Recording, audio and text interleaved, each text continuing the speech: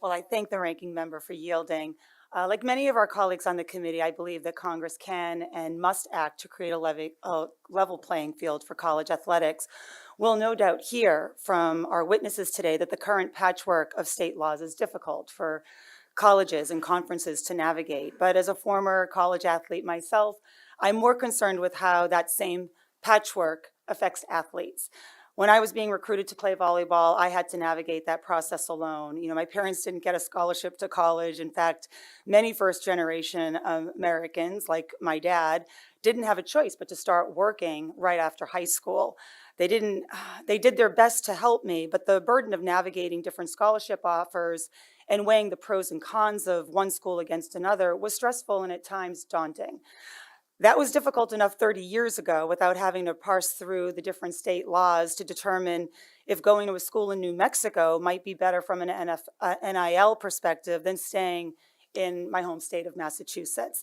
But that's the challenge that athletes are facing today. Make no mistake, the system of college athletics is better than it was 2 years ago, but there are emerging challenges, including inequity and collusion among collectives, predatory contracts, and Title IX loopholes that we should address. I would urge my colleagues that when we move the ball forward on this issue, we do so in a way that prioritizes the rights of athletes who have long been left out of discussions about the future of college athletics. There should not be a desire to return to the status quo that didn't work for so many college athletes. We can't put that genie back in the bottle, as they say, but we can work together to advance legislation that creates a level playing field, strengthens the rights of athletes, and preserves college athletics for generations to come. I want to thank the chair and ranking member for hosting today's hearing and the panel of witnesses for their testimony, and I yield back. Thank you, Mr. Chairman. I'm not from Florida, but I have a world of respect for everything you all do. Mr. Chun, I'm going to start with you, and I'm launching right into questions because my opening remarks were already given. But as athletic director at Washington State University, you're responsible for reporting the number of men and women athletes for Title IX compliance, correct? Yes. And you must be aware that last year, an investigative report from USA Today found that your university overcounted your women's rowing roster by 21 athletes and counted 8 male practice players as women's roster spots to show compliance with Title IX on paper. Yes.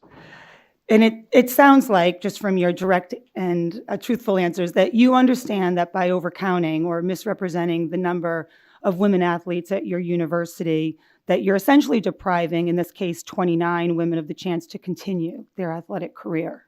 Yeah, assuming those numbers are correct, yes. So I bring this up because many of my colleagues on the committee may not be aware that the Department of Education allows colleges to exploit loopholes like overcounting women athletes, double or triple counting them, or even counting male athletes as women to comply with Title IX on paper. Of course, just because the Education Department allows it, it doesn't mean it's right to make college athletics less available to women athletes. And I bring this up not to put you on the spot, Mr. Chun, but we can't talk about NIL rights, particularly for women athletes, without talking about how some schools exploit loopholes that deprive women of the opportunity to play in college in the first place. It's for this reason that I introduced the Fair Play for Women Act with Congresswoman Adams and Senator Murphy to close these loopholes. And I would encourage my colleagues on the committee to join me in supporting legislation that not only strengthens NIL rights, but closes these loopholes as well. I'll switch gears because I'd like to talk about one of the biggest issues facing college athletics in the post-amateurism landscape, and that's collectives. As some of my colleagues have rightly pointed out today, the emergence and embrace of NIL collectives has created a number of questions over the past year and a half. Mr. Chun, are you familiar with the Cougar Collective, the NIL collective associated with Wazoo? Yes.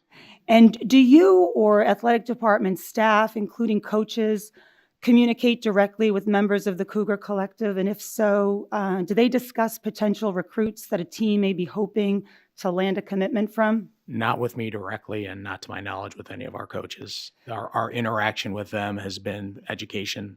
They've done compliance education with us. Really, we meet, our compliance staff probably meets with them at least. I think they have a standing meeting once a month just to ensure compliance with the rules. We're fortunate our collective is filled with alums that care about the institution that Sure. are really focused on following whatever rules exist. And we do not have an NIL law in the state of Washington. So I think one of the things that we need to talk about when we're talking about these collectives are whether or not, there are conversations about specific athletes in tandem with universities. Mr. Chun, is it your understanding or your belief that the Cougar Collective prioritizes women athletes as equally as they do male athletes? I know they've had conversations.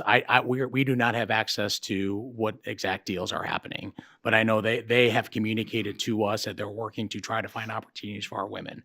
They understand at our institution specifically, our women's sports are performing at pretty spectacular levels. So they recognize the challenges that our women coaches have as well. But we do not, we don't have any clarity exactly on what the deals are. Dr. Stahl, I'm sorry. I'm curious to hear your thoughts on this as well. Are you aware of active collusion between athletic departments and collectives? And would you say that generally speaking, collectives tend to approach NIL arrangements with the goal of equally supporting men and women athletes?